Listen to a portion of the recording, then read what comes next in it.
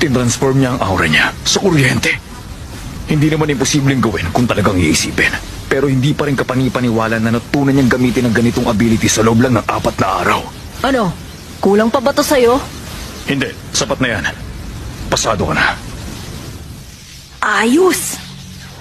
Pero imposible pa rin ma-develop ang ganyang uri ng abilidad sa loob lamang ng ilang araw. Para makontrol mo ng ganyan ng kuryente, kinakailangan mo sanayin ang katawan mo na napakahabang panahon para mamanhid sa epekto nito. Sino ka ba? Mula ka panganakan. Bahagi na ng buhay ko ang kuryente. Pero personal ang dahilan. 7 tao pa lang nga nandito. Mukhang tama nga si Manong. Yung mga maagang kumilos at yung mga naghintay sa mga upuan nila ang mga nakapasa sa bandang huli. Kamusta naman kaya si Gon? Pasado kaya siya? Oh!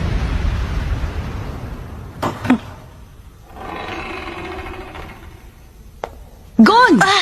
Kinawa! Mabuti na lang! Ang saya ko, nakapasa ka rin! Ako pa! Ikaw yung gumawa ng pagsabog na yun, oh. Oo! Pambihira. Nakakatakot ang 2 batang yun,